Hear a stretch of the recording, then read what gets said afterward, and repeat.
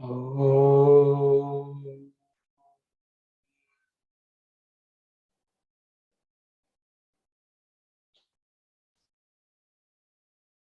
Oh.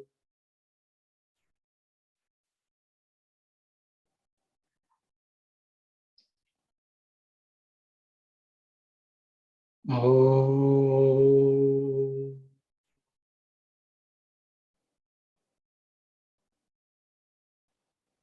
Sairam, everyone.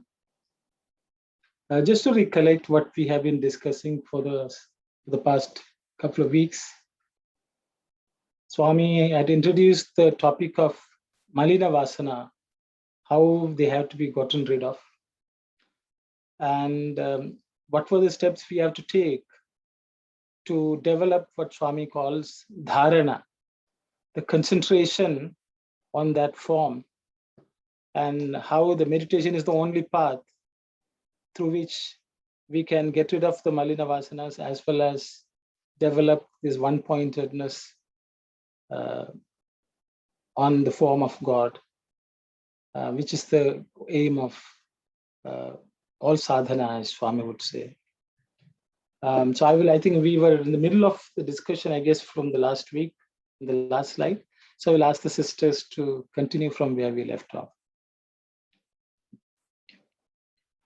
Do not lose heart, but keep up the practice. Therefore, first free yourself from the bondage of desire.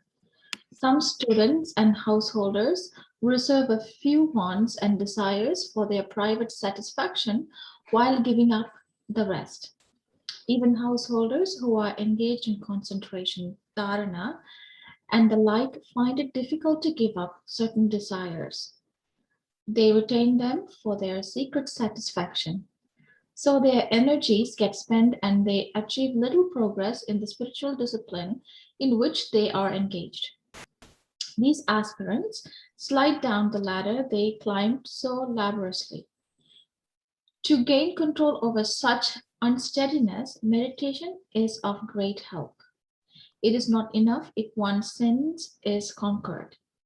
All should be mastered from all sides.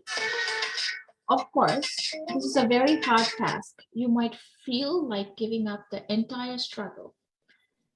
But never lose heart. Be patient and persevering, and finally success will be yours. Only you should not, like some spiritual aspirant, stray from the path of discipline as soon as you feel you are not succeeding as much as you hoped. That is not the road to victory. Persevere, be patient, and earn victory in the end. Thank you very much, sister. So Swami is telling that we should not give up our goal of attaining that concentration. We should not prematurely give up our efforts because our mind actually fools us into thinking that we are not making any progress or success. And I think in the previous paragraphs of Swami has said, the fact that we are continuing with the discipline should be sufficient encouragement for us to continue, and that's all we should focus on. With those thoughts, I will stop here and I will ask the participants to share your thoughts, please.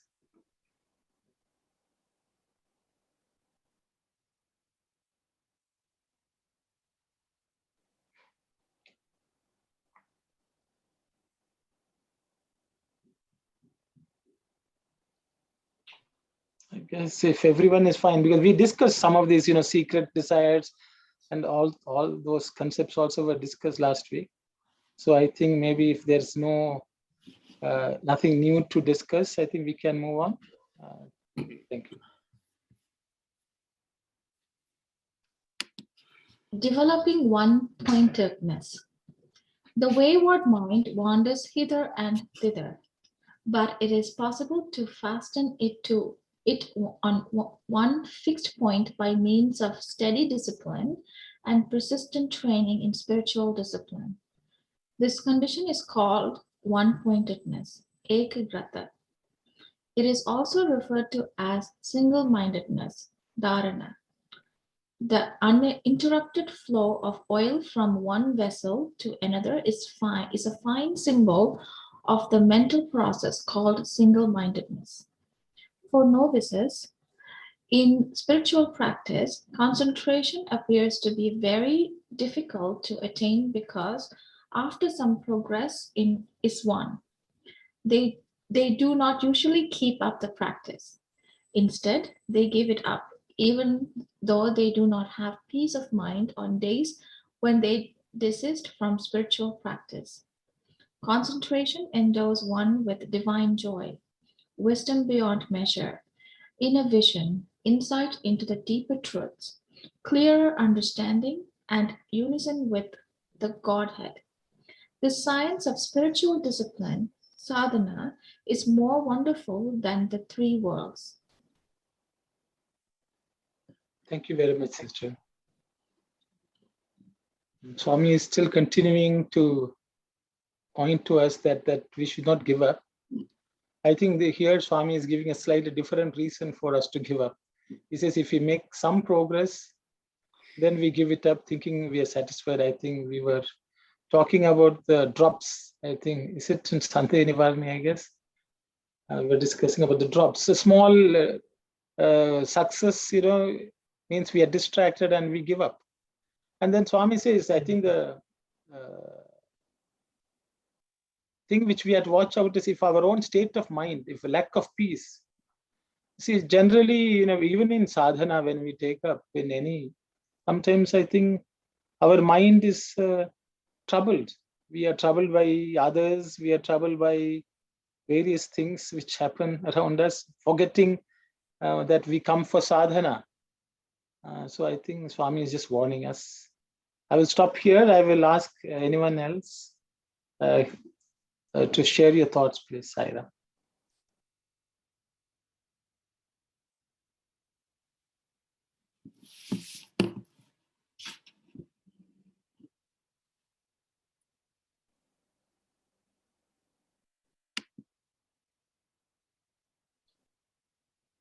Just to clarify, so Swami is saying that, is he saying ekagrata and dharana are the same?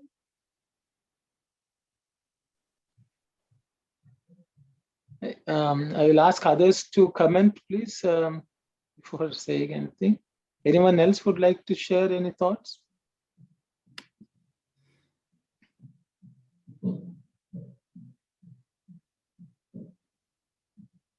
Because no one else is venturing. So I will say, I think both the terms are describing the same thing from what, as we can see. Eka agrata means only eka means one pointedness. Okay, so that's one word. Ananya chinta also is another word which is used. There's no other thought. So it's only one thought. But there's another way of being described is dharana. Dharana comes from the word dhara. Dhara means a flow of oil. So I think Swami is explaining that when you pour oil from one vessel to another vessel, it is not like water. Water can sprinkle here, there, it will spill, but oil goes as one steady flow, and it's uninterrupted. So dharana is supposed to, we should always, our thoughts should flow towards God like that oil flow. So that's why it's a different description of the same thing. I think it's something like Sat, Chit and Anandam. God is described as Sat, is described as Chit, or is described as Ananda. So it's the same way. So Swami is using ekagrata as one type of description. Dharana is another description of the same thing. That's my understanding, sister. Others can share any thoughts.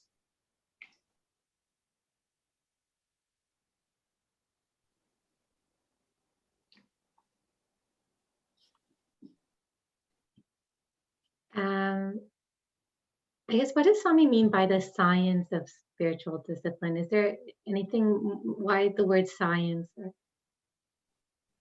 Yeah, so I will just look at, Mani Auntie is not here, no? She's there. She's there. I I'm saw here. her there. Yeah. Sairam. Sairam, Telugulo. The first paragraph, can I read? Yes, Auntie. Yes, yes. Sadhana kramamunu కొద్ది కొద్దిగా అభ్యాసము చేయించు ఆ అభ్యాసము మధ్యన విడవకుండిన don't leave that sadhana of doing that సాధనా క్రమ అభ్యాసముల చంచలమైన మనస్సు అటు ఇటు పోయినప్పుడు దానికి ఒక్క విషయం నందు నిలపవచ్చును. when we are trying to practice sadhana, our mind can go here and wayward. That's what the wayward mind wanders here and there. Then you know what you have to do is to one vishayam, fix it on one point. That is ekagrata. Ade ekagrata anupadanu. Deenine tadeka manasu. You are saying ananyas chinta. You are saying, Arun? Yes, So, yes. tadeka manasu. Swami is saying tadeka manasu, eka manasu. దీనినే తదేక మనస్సు అని కూడా అంటారు. కొత్తగా సాధన ప్రారంభించే వాళ్ళకు, the new comers who try to practice sadhana, it is really boring for them. చాలా విసుగుగా కనిపించును. అందు కొంత అభ్యాసం కుదిరిన తర్వాత, after some practice, దాని అభ్యాసము విడవరు. They won't leave that. ఆ అభ్యాసము చేయని రోజు వాళ్ళకే మనస్సును కనులు అసలు శాంతి ఉండదు. Those who practice that kind of sadhana, if they don't do it on any day, they feel as if they are lacking in something. So ఈ అభ్యాసం చేయని రోజు వాళ్ళకు మనస్సున అసలు శాంతి ఉండదు. ధారణ వల్ల మనిషికి దివ్యమైన సంతోషము, ధారణ వల్ల నిక్కుటమైన జ్ఞానము, లోచూపు, ఎరుక, భగవంతునితో ఐక్యత మొదలైనవి కలుగును. ఈ శాస్త్రము మూడు లోకములందు ఆశ్చర్యమైనది. That's what 3 words. Yeah, Shastram. Shastram. Concentration, one endows with divine joy, wisdom beyond measure, and inner vision. Low chupu. Yeah, inside the deeper truths. Eruka. That's called Eruka. So it makes them understand all these, they gain all these things. That's what Swami is. Sister, the very last sentence, the science, here English, the science of spiritual discipline. No? So the word Shastra is used, brother. Yeah. Shastra. Instead of spiritual discipline, ఈ శాస్త్రము మూడు లోకములందు ఆశ్చర్యమైనది. It's more wonderful than 3 words. So this scripture, if you want to put it that way, Shastra Science. means Science of, no? Can you say it science? That's the way it is translated, Auntie. There's no other word which can translate Kalyani. Shastra means this practice, this body of knowledge of practice, Yeah, practice. Okay. This discipline, this discipline.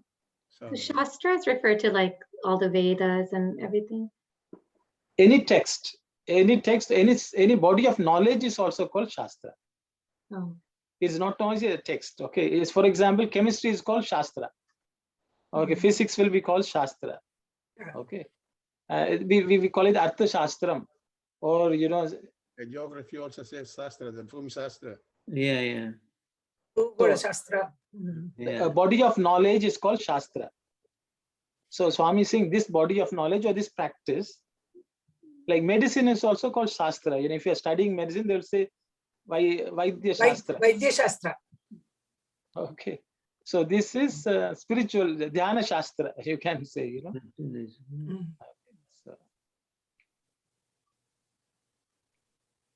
So, Sairam brother, can we compare this one in the worldly matter, in the worldly thing? If we talk about science, the scientists normally come out with a proof.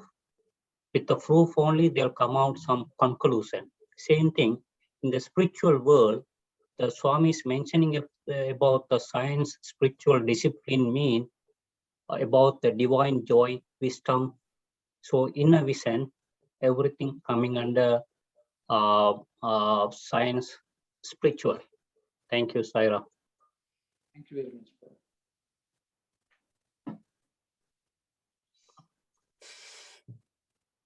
Sairam, Sister Manimasham, Sai. can we go over this word, each word in Telugu or Sanskrit word Which that one? Jnanamu, Lochu, everything that Oh, acha. concerned endows with divine joy, wisdom, Ah, beyond measure, everything, ah, one by one.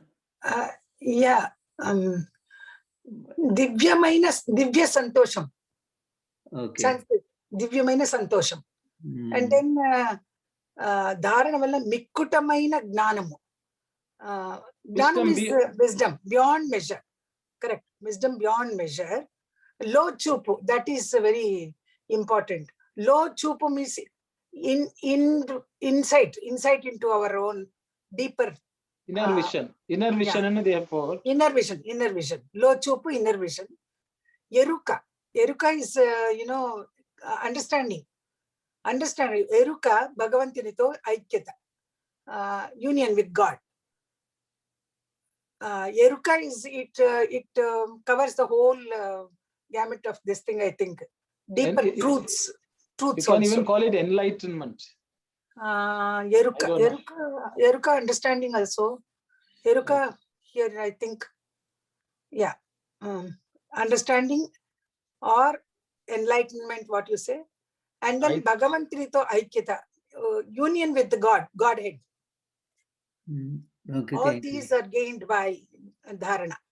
Okay, thank you. Sairam. Brother Sairam, little more understanding on the same last sentence where it says the science of spiritual discipline. So what disciplines Swami is talking about, and what was compared with the three world to understand that make you wonderful? So which sadhanas was compared, or which sadhana Swami is referring to understand compare with the three worlds? That is wonderful, kind of. Is that something we can try to understand about that sentence? Thank you, Sairam. There is nothing apart from Dharana, I feel. Yeah. Dharana, Ekagrata, Dharana is the only sadhana Swami is recommending to gain all these things.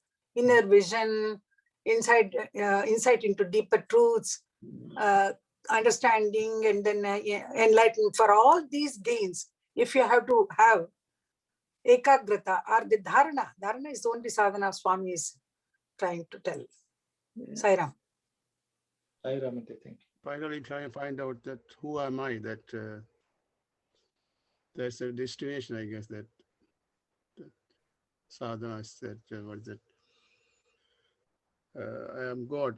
That end is that the sadhana is the God, the Lord is not me and not different than at that time when we are joined with the God. That's the sadhana we had.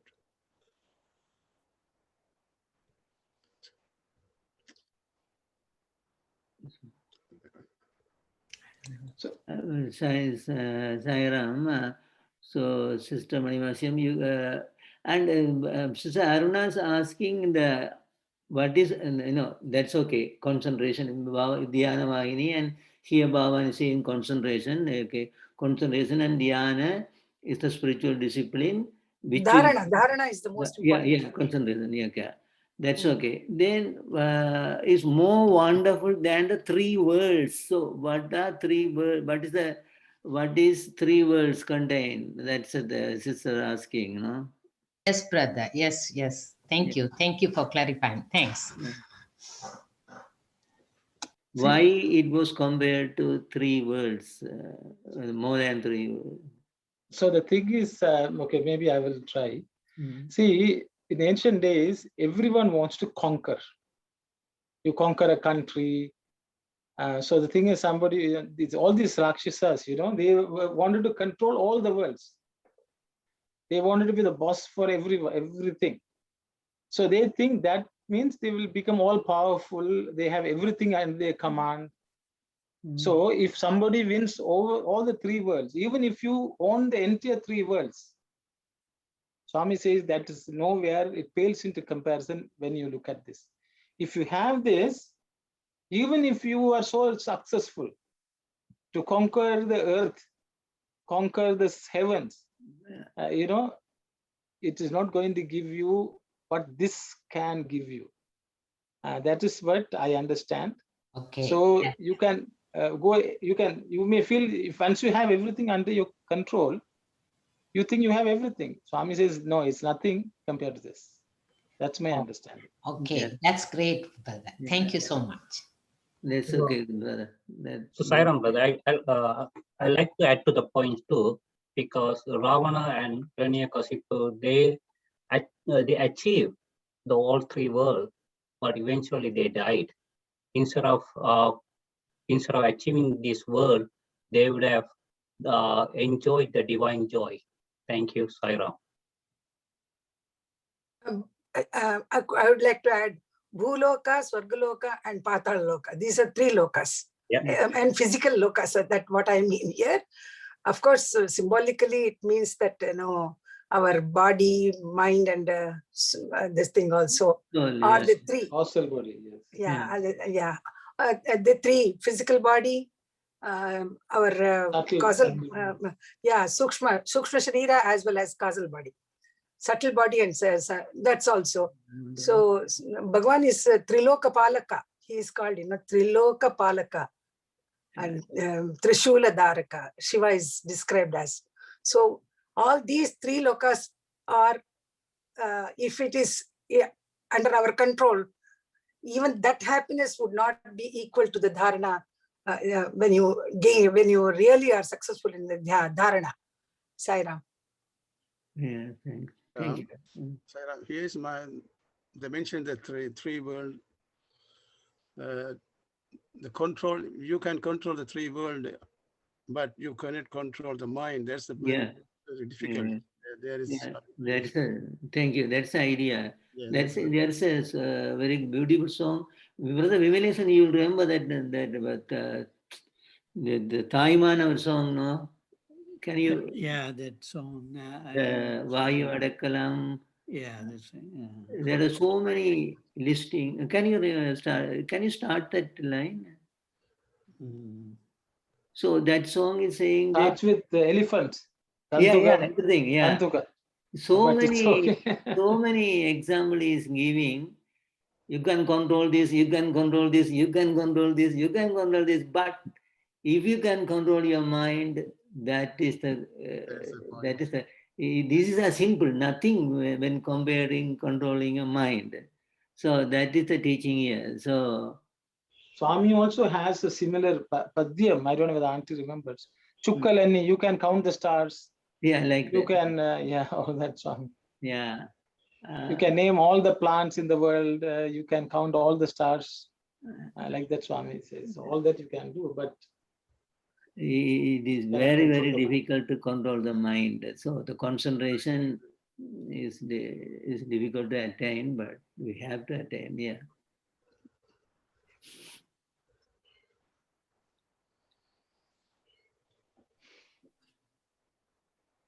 Okay, I think if there are no other thoughts, maybe we'll move on. Yeah, we can do that.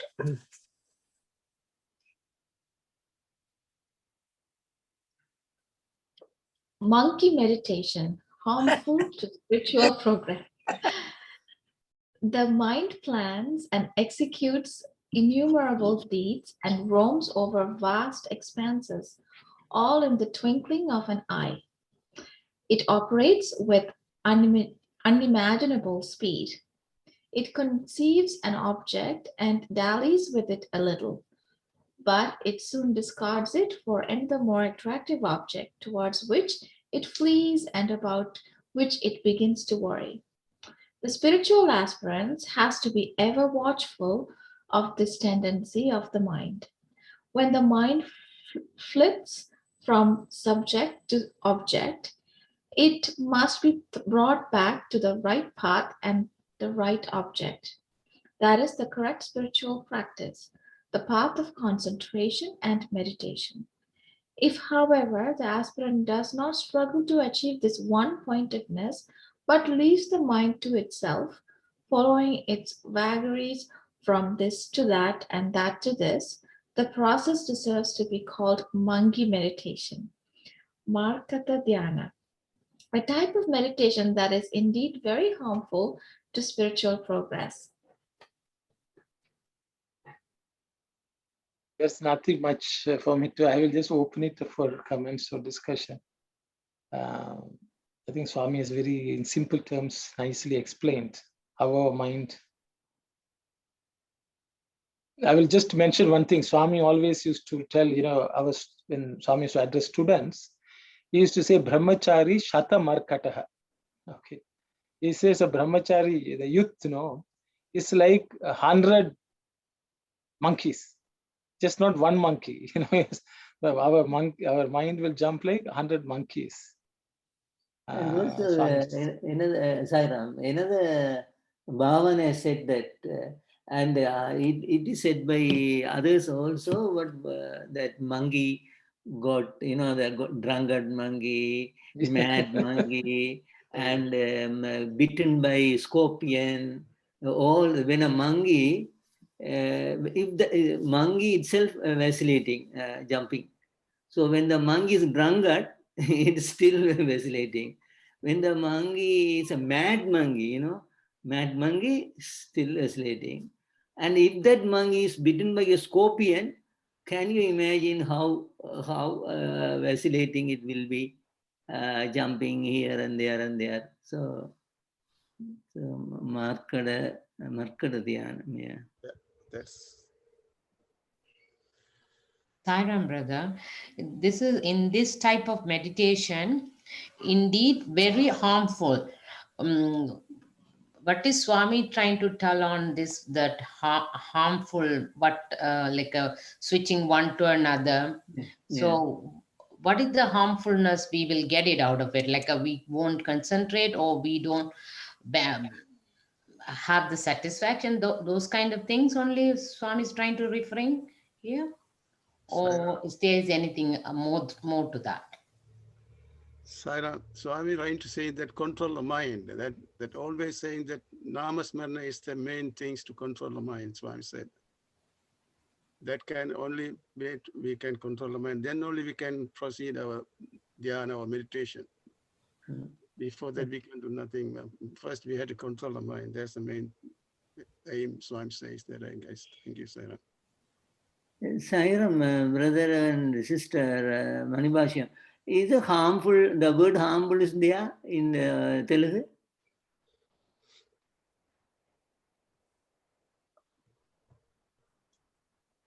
In the last sentence. Pramada Karamu, Swami has said. What's the meaning? Pramada Karamu means it is harmful. Pramadam Karam means that it does pramadam. Basically, it's harmful.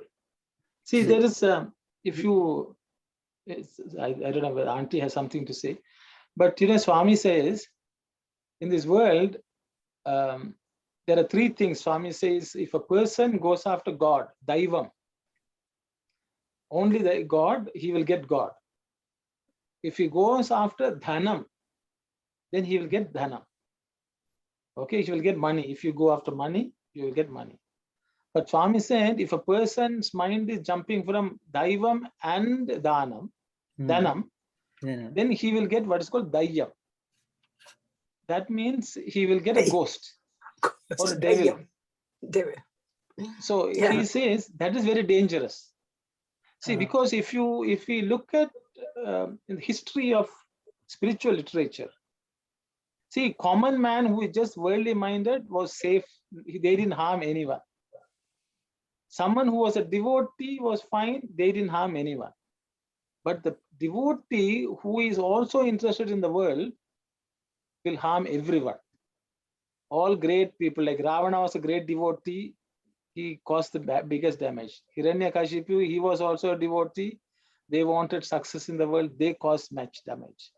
So that is why Swami says, when you are in the path of spirituality, if you dabble in everything, then you are danger to yourself and others. Okay.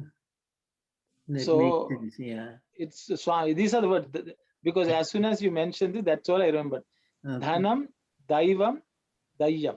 Dayyam means you will get you will become a ghost yourself. You will become a devil. A Because devil catches hold of you. Thank you so much, brother. Thank you. because one of the reasons is because when you go in the path of spirituality, you develop some power. See, if for example, that's why Swami will say Gayatri can be chanted everywhere, but make sure that there is purity. Because you are trying to harness a power which is very, very powerful. And if you use it in the wrong part, it harms everyone. I think this is another thing which I would say, even especially if you go near God and suddenly a bad thought comes, that will also get magnified. So God is always saying tatastu, tatastu. You see, let it be so, let it be so. If you get one bad thought, he will say, yes, let it be so. And that will also, it grow like so powerful because you have harnessed spiritual power. So I think that is the way Swami is saying, especially if you take to spirituality, it's a sword on which you are walking. You have to be very, very careful. So sorry, as soon as we say this, then people say, let us give up spirituality, it is safe for us. But Swami just wants us to be careful. That's all I think I would say. Okay, sorry. So, brother, I'd like to add one more thing here. When you are doing the spiritual sadhana, you have to be satisfied whatever you have. If you have a house, you have to be satisfied. Whatever the food you are getting, you have to satisfy. You have whatever the spouse you have to be satisfied. Or whatever the children you have to satisfy. When you have satisfaction is there, then easy to do the one pointness concentration. Otherwise, your mind will go here and there. If you get a car, I am not satisfied. I want to get another car. I want to do modify the house. You do this one, then next step is going to do that one. Then if you're not going to be satisfied. So the main thing is you have to have the satisfaction. Thank you, Saira. Thank you very much. Yeah, thank you. Yeah, but in this sentence, it's just say it is harmful to spiritual progress. That means that we won't be progress spiritually. It simply says that, I think, unless we have the proper concentration, we won't progress spiritually. That is what it means, I think. Spiritual progress harmful. No? It is if it is said. Yeah, harmful to spiritual progress. That's all. Yeah, in Tamil too, it says ஆன்மீக முன்னேற்றத்துக்கு மிகவும் கெடுதலாகும். Yeah, that's it. Yeah, we won't. So basically, it means we won't progress spiritually. Harmful to spiritual progress. No other harm. That's what the sentence says. Just that. But what Aruna has been telling all true. It's true. Even today we can see that some people get powers by sadhana and then they do all sorts of things and but this sentence basically simply says that harmful to spiritual progress. So that means we want progress spiritually. So there is a progress and there is a little progress, and when the mind is vacillating, jumping from here to here, it is doing a harm to the progress we already had. That's a meaning here now. Already had. So whether it will reduce our already attained progress, or what harm it could do to the progress. That's something like that.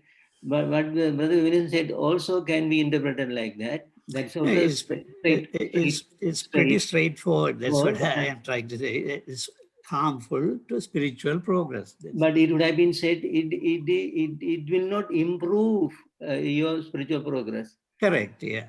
But Bhagawan didn't say it will not improve, because when you jump from here to here, so there is something it will going to do a harm, at least in the coming years or in the near future.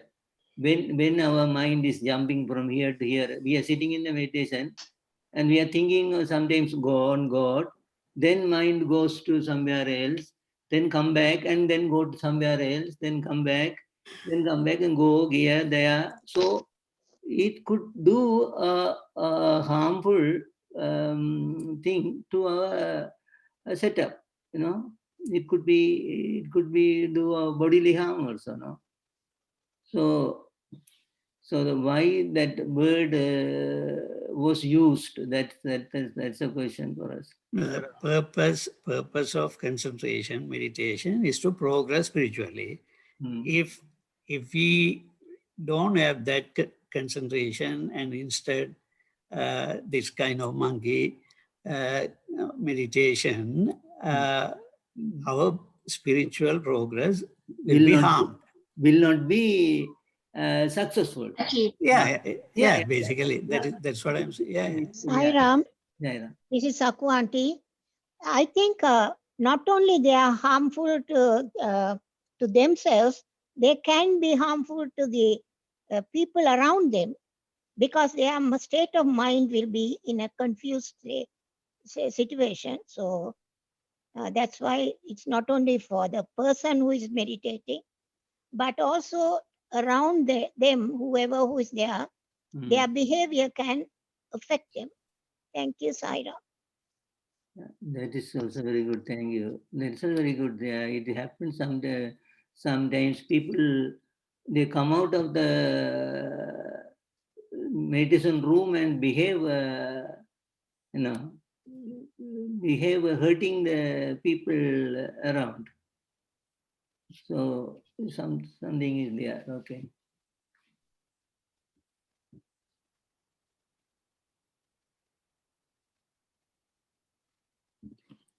I think we can go to our next paragraph. Okay, we can move on. Okay. Just a practical question, because Swami is saying that, this Medakata Dhyana is harmful. So it may be better not to do that if you're not able to control your mind. So just like a practical question. So if you are trying to meditate, say for 30 minutes, and it kind of ends up being like Medakata Dhyana most of that time, then should you just, I know Swami in the previous paragraph said, don't give it up. So should you try to reduce that time so that until you can reach or make sure that your mind is fully concentrated? I guess practically, how do you approach that? Very good question, Kalyana. Very good question. I will again open it up for discussion. So what do we do in such a situation is a question. If our meditation is like that, what are we to do? That's the question. I have, I don't know, I've read somewhere or I've heard speeches of Swami Sathya speaking, and Swami have always said to, even if you have a smaller, like start small amount and then increase your meditation once you achieve that concentration. And I think that's the better way to practice. Yeah, that's my take on it. And also about this monkey meditation, my understanding is of Uncle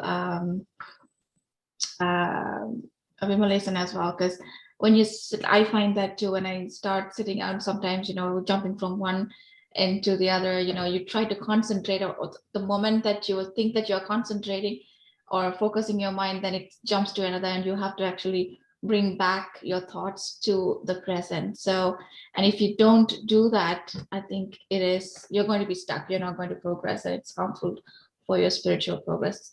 That's how I take it. Saira. Thank you, sister. Saira. Anyone else would like to comment? Saira, I think Sister Kalyani's question, I think like this. Swami is saying perseverance, and we have to have the concentration to have the benefit of the meditation. So here the monkey mind, we are discarding one to another. So we are not concentrating. We are, I think there's no perseverance. So there only where we are facing the problem of the, is this harmful? That's my understanding on this. That's where the harmfulness come, where we don't follow the right discipline, perseverance, and things. Thank you, Saira. So, Sairam brother, my understanding is, suppose if you have two things, I want to buy a new car, I want to put some fertilizer around my house. So this is if I started my meditation, these are the two things coming out. So either you have to do it, you have to think about your financial situation, either you have to give up, then it's gone. So desire is the important thing. You have to control the desire, then we can do the meditation properly. Thank you, Saira. Thank you very much, brother. Dhyana, the patience and perseverance is an important things there, that we have to control the mind. The mind is wavering everywhere, that if we are doing something to one-pointedness, there should be one-pointedness. If we are doing something, we have to create something, we have to think about only that only, not wavering and thinking about other things. So we have to control the mind and aim, bring the mind to that point. The one-pointedness should be there all the time, that we don't have to send the mind everywhere and wavering here and there. That's the point Swami says that, I guess. Thank you, Saira. Thank you very much, brother. Anyone else? Sai Ram, this is Aku Aunty. Before I start meditating, I seek the help of Swami and ask him to help me through this practice of meditation and dhyana and japa. So that is how I do my, I seek Bhagavan's help. Thank you, Sai Ram. Sairam, that's what Kamini also said in the box. I always ask Swami to help me even before I sit for meditation.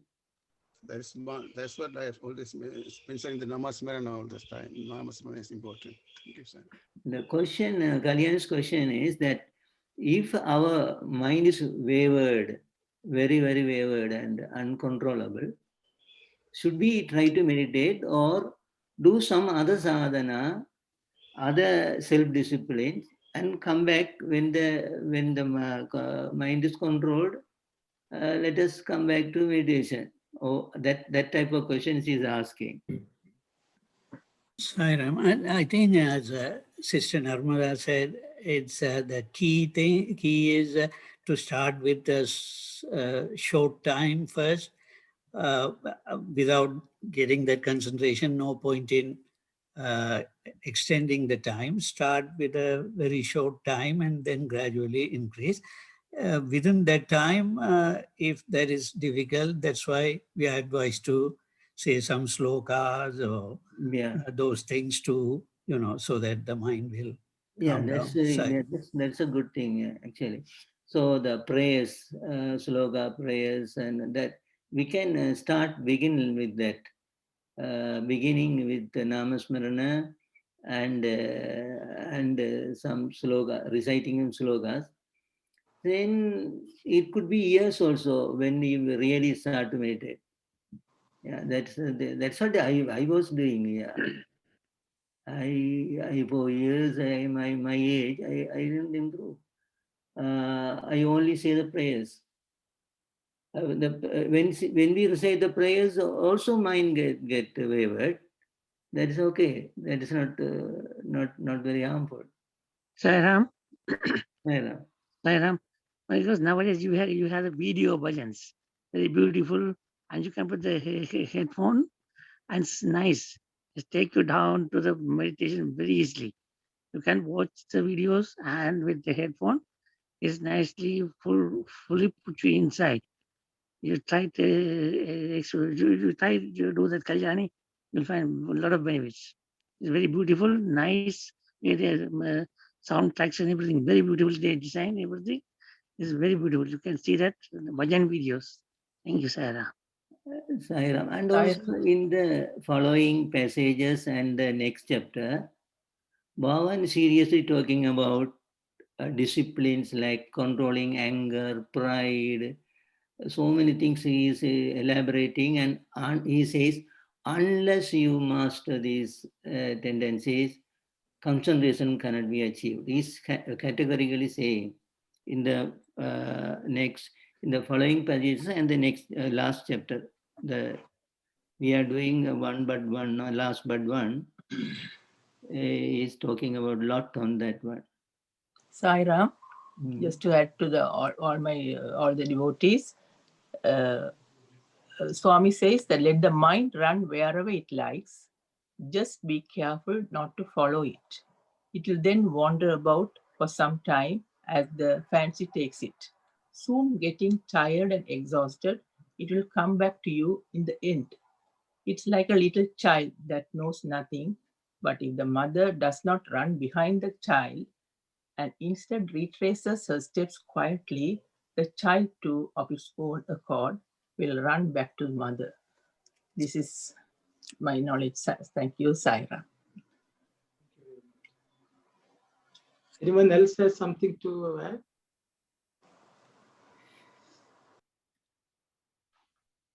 So just to add to, I think, whatever others have said, Mr. Kalyani, is see, actually, if you look at the whole Dhyana Vahini, we almost reached the end.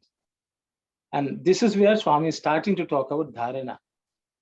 But the thing is, from the beginning, Swami has told so many things about, our desires, our vasanas, our company, what we do. It's because sometimes we think spiritual practices when we sit in the puja room and pray or meditate.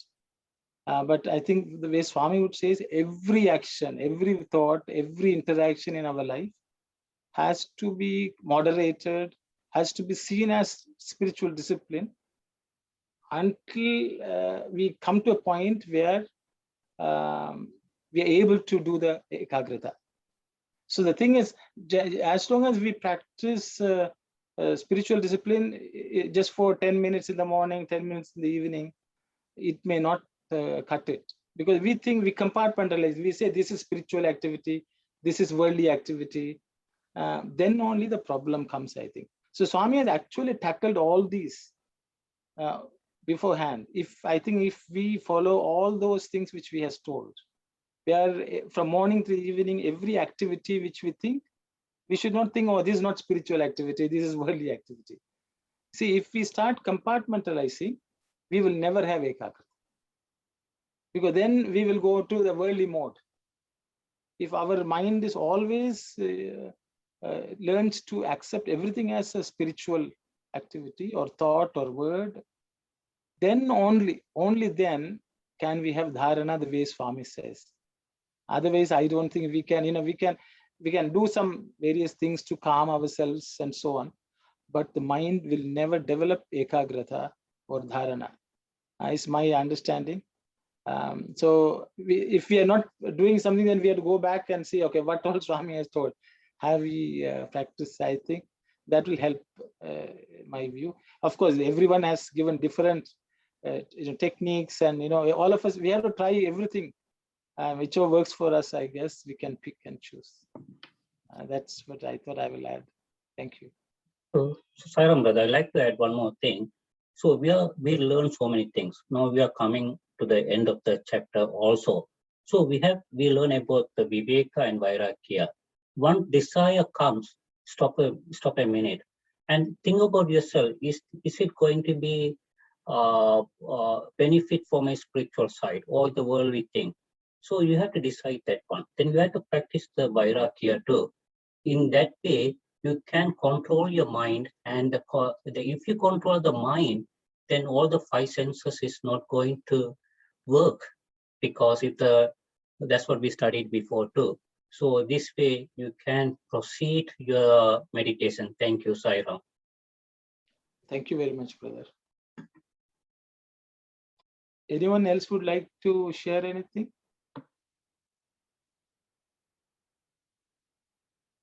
If not, we will just move, I guess.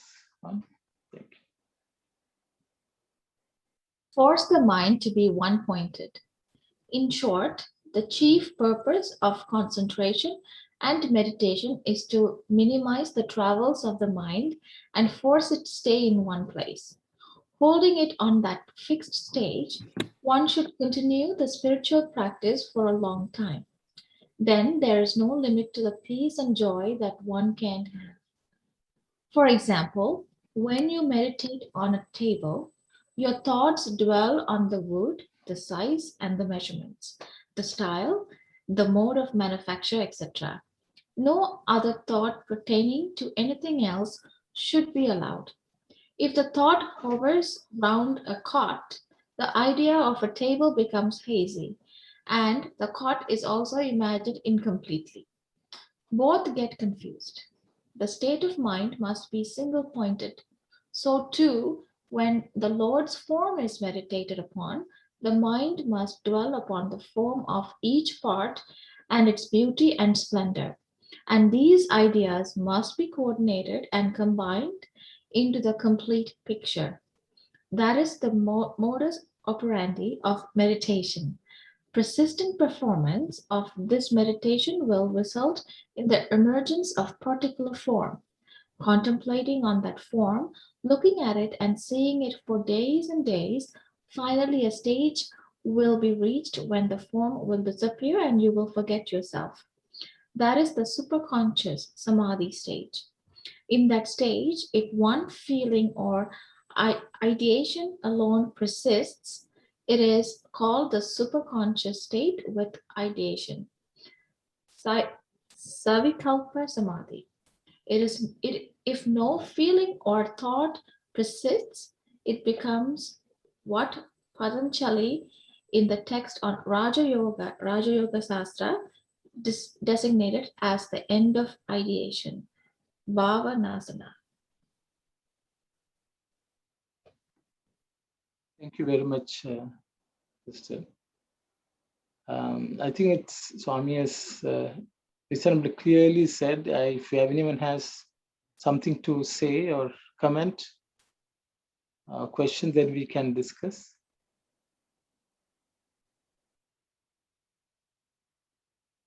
Sairam, I would like to point out this that now regarding those sentences that the latter part of the first paragraph, this, so too when the Lord's form is meditated upon, the mind must dwell upon the form of each part and its beauty and splendor, and these ideas must be coordinated and combined in the complete picture. I would like to tell. I listened the radio when Aravind Subramania was telling this. When I read this, I'm reminded of that. So he said to meditate on traditionally on Lord Shiva or Vishnu. It's so to picture that form is not that easy, but Swami, for his devotees, he has made it so easy that picture his form with his halo of hair, and then the orange gown and the lotus feet. That's it. So he has made it so easy for devotees to visualize his form and focus on it. Aravind Balasubramanian was telling that it's so telling that. So I just sort of point out that silence.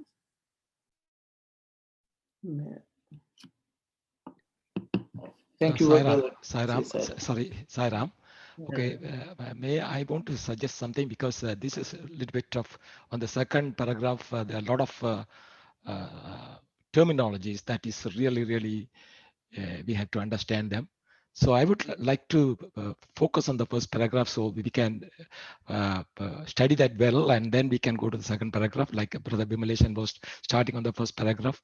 But in the previous study circles, we come across that Bhava Chitram and Uha Chitram, like when we were meditating on Swami, how we should be visualize Swami in that particular forms kind of thing. So maybe we should look into that aspect, because when Swami, when meditating on table, the Swami is saying we should be looking at different sizes, the measurements, style, manufacturing, everything in detail. So I would like to know a little bit more on that, because all this time when I am sitting on meditation, I am simply looking at this Swami's face itself. My picture, it's only the form of Swami's, maybe the upper part from the chest upwards. But we are studying in detail here, like what should I be focusing on it? My question is, what should I be focusing on it? I really like the question, brother. I also thinking like that, because when Brother Vimal is when saying hair, face, feet and all, that also it's coming to my mind too. So I would like to understand from others also how they are meditating on the form. what so then we can see what is the right way of contemplating on the form, because I also have a different way. I look at Swami's eyes, that's all, nothing else. So I would like to understand now, because as Brother Arul said, Swami is saying about the table, and he's saying about that how this table has made size and all. Then now I'm thinking too. Thank you, Sairam. So Sairam brother, and I like to add something then. So if you look at Swami, we know about Swami's Leela, Swami's beautiful and everything. Whatever the Vimlesan said is totally I agree, because we know about him from hair to the toe. And we also know his miracles, his Leelas, his love and everything. So easy to meditate on that form. And here the tables and everything they are talking about, when you go to the place to buy a table, don't think about the bed. So only focus on the one thing. So Swami is saying, so you focus on the Swami's form in your heart. Then say the Namaswaranam, that Namaswaranam will help you to control the desires and control the mind. So Swami will help you, or definitely he will give you the blessing and the grace to control the mind. Once you control the mind, you will see Swami in your heart. And eventually, the second paragraph saying, eventually that will be disappear too. That form will be disappear. You will forget your body too. You merge with him. Thank you, Sairam. Thank you very much, brother. Anyone would like to comment on the questions posed, please?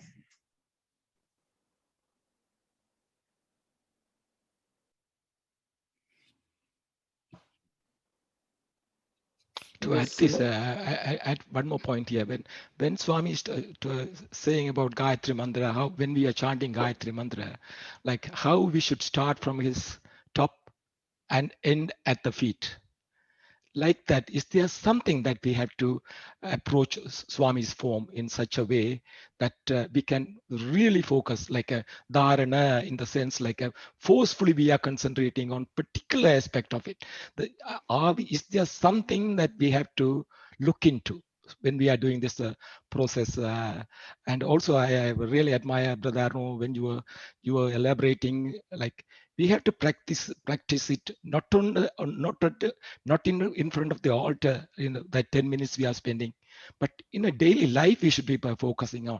Then it becomes as a nature for us, like how we act in this world. We should spiritualize everything and surrendering every aspect of it to God. That's the way we should be practicing it. Then it becomes, I love that the way you explained, because as everybody has mentioned, we have come to the very end of the book, but we are still debating little things we have already discussed. So somewhere we were missing, I think. We didn't understand it, we didn't grasp it well. That's the reason we are still coming back, and we are still going back again and learning the A and B and C, because we should have been in a state to understand well. So I am lacking something. I'm trying to understand that. So thank you, Sairam. Thank you very much, brother. And I will address, I think, Starna's question, because no one has ventured. See, Swami has said, if you want Swami to appear, how do you want him to appear? You need to know. And he says the devotee has the power to create the form in which God will appear. See, if we are getting ready and going somewhere, we have to go somewhere outside. Do we stand in the mirror and just look at only our eyes and make sure that our eyes are good and then walk out the door? We will not. We will pay attention to every part. How is our hair? How is, how is our clothes? Is it long enough? What's the color? Is the color matching? See, we pay attention in this worldly things for everything. Even for our own self, we pay so much attention, at least once. Swami says, if you want God to appear in front of you, you need to imagine the whole person and then you can create the Lord who has to appear in front of you. So Swami has, there are a couple of discourses of Swami just on meditation. He will say, look at my hair, look at the curls, how the hair is. Look at the forehead, how is the forehead? Look at the eyebrows, how the eyebrows are. Look at the eyes, how the eyes are. Look at the nose.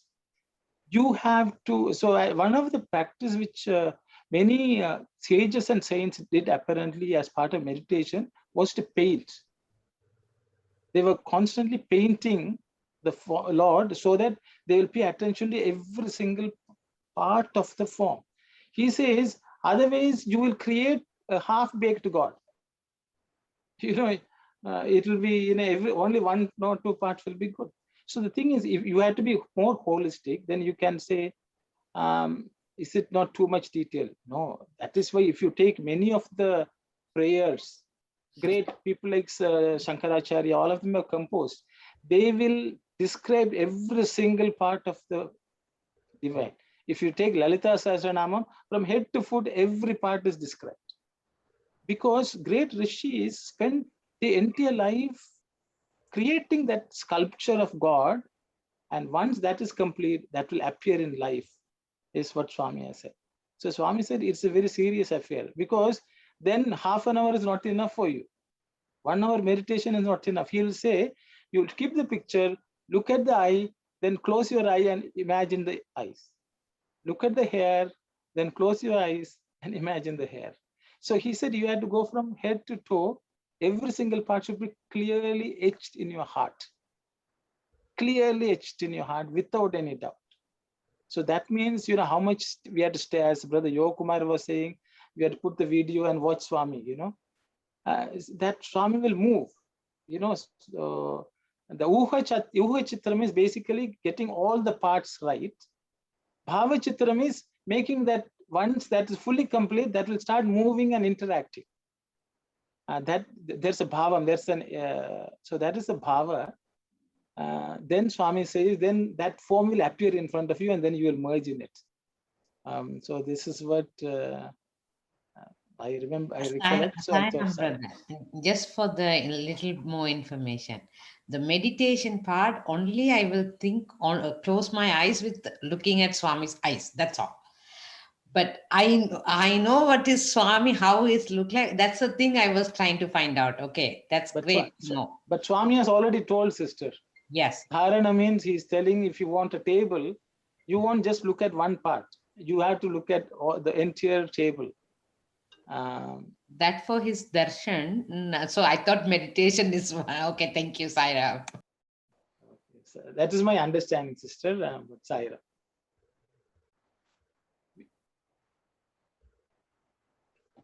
I guess anyone else? There are a couple of discourses on actually meditation. Maybe unfortunately they are not fully transcribed in the Sathya Sai Speaks in detail. But if you can listen, maybe Swami's discourses, then that will help also. Audio version. So we can, I think, anyone else who wants to comment on the first paragraph or the second paragraph? I have a little doubt, because when I try to meditate on Baba and then Shirdi Baba also, it's like transposing, like, you know, my mind wavers between both. So how do I get that ekagrata or the concentration on one? It's just wavering that way. Do I only concentrate on Baba and not Shirdi Baba? How do I do that? It's very hard to meditate sometimes. I understand, sister. I will open it up for discussion. Others can share your thoughts, please. So, Sairam, brother, this overcoming your focus doesn't matter. Shirdi Baba and Sathya Sai Baba both are same. Then hold on to that 1%. This is my understanding. Thank you. Thank you. Saira, for me, at times, young Baba comes, or sometimes a middle-aged Baba, or sometimes the old Baba. I don't know how to meditate on which Baba. Saira. Sai Ram.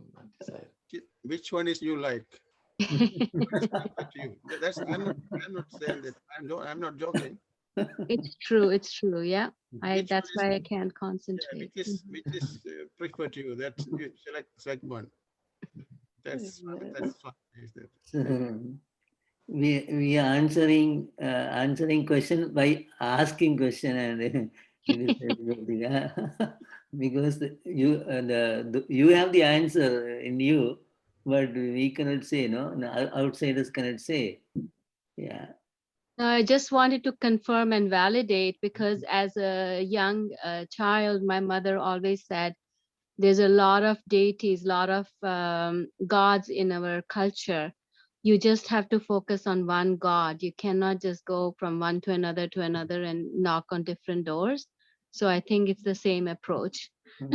You know the story, very famous Dr. Narendranath Reddy, his life, he explained it, no?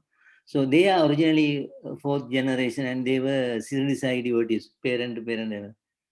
So when he came to Bhagawan, when he was young, he came to Bhagawan. Dad brought him, no?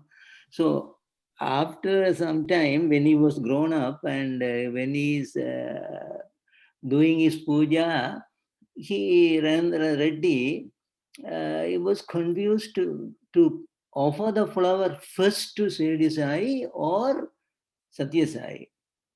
He had always confusion. His mind will say, oh, put first to him and then next to him, and sometimes say, put first to Sathya Sai, then put to Sri Sai. So he asked Baba. Baba said, put your flower on your head. Don't put the pictures, put your flower on your head. What's the meaning behind? What's the underlying teaching is, everybody is Atma. God is, we can't picture it, God only in Siddhi or Sathya Sai, or even you yourself are God.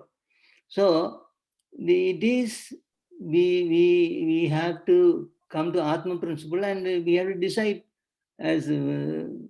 one, and let us not give vacillation.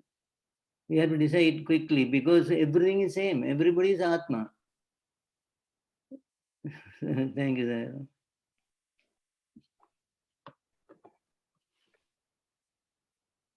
Anyone else would like to share any thoughts? Ram, I think, you can, even Swami's picture, you have seen so many pictures, but like, I think you choose it, doesn't matter, whatever, just one. When you are focusing, just one, doesn't matter. You don't see so many pictures, forget about it. You keep it maybe one at your home, that's enough. Just focus on that one, the whole picture. That's it. No more, don't think about the other pictures, whatever, which form, earlier you've seen. That's not going to work. You just fix it on one picture. That's it. That's how the meditation process. It's a long process. Don't give up. I know, like brother earlier said that he has been trying for a long time. The same thing. But like, don't give up and just go for it. The mind is waving. That's everybody going through the same thing. Nobody's. If you get it very, very quick, that you are blessed. But it was a very long process. Thank you, Sai Ram. Thank you. Thank you, Sai Ram. Thank you very much, brother. I think I'll just share a story told by one Professor Nanjundaya. Actually, he also has translated for a few years Swami's discourses. He was a devotee from the late 60s. So he was a lecturer there, and he was a examination controller. So every day he will sit in the veranda and meditate.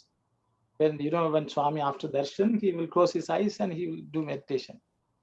One day Swami came to him and told him, come. And he took him inside and started scolding him. He said, what were you doing? What did you do today? Then he said, Swami, I was meditating on you. Then he said, what did you do yesterday? Swami, I was meditating on you. Then he said, you are doing it all wrong. And he was shaken. Swami was very angry. I have been teaching you for such a long time and you are not getting it.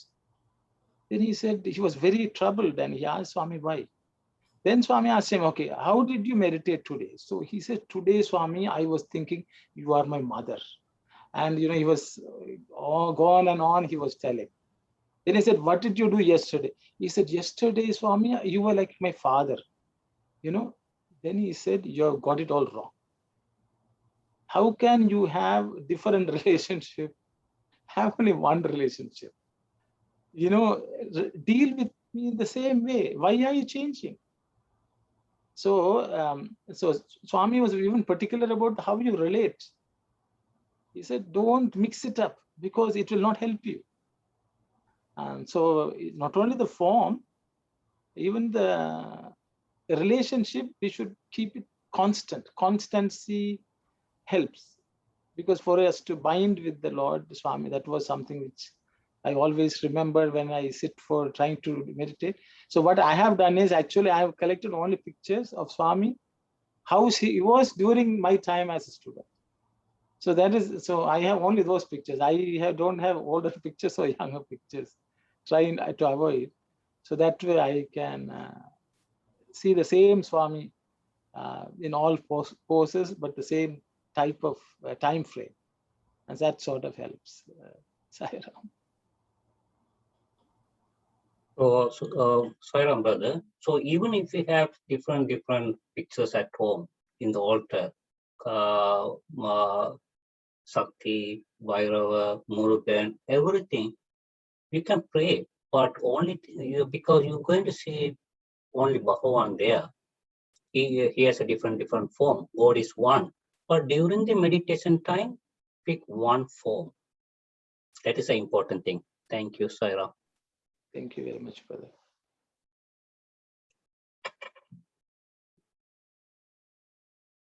Sai Ram, in the second paragraph, of course, it is at the very large stage, where matured state only, the last paragraph is applicable. Because we cannot rush to that to that level. The Samadhi level. So if you can do that, you can achieve the level faster. That is your success. Yeah. That is Yes. Now, if we are like that, we will not come to this study circle. No, to that level, person. Samadhi stage, Samadhi stage, you forget your body, and you forget everybody. Even if you open your eye, then everything you will see Atmic level. Everybody, even your wife, even children. There's no difference. Because the form will disappear, no? So we have to be very careful not to make Baba disappear. So because it might happen. No, Baba is saying that finally stage will be reached when the form will disappear, and if I purposely disappeared him, then and so it is automatically it will happen, and we forget ourselves also. So we don't know how much time we were in the Swami room. Wife or children will have to come and knock at the door. Dada, what are you doing? Open the door. What happened to you, like that? No, the thing will happen like that one day.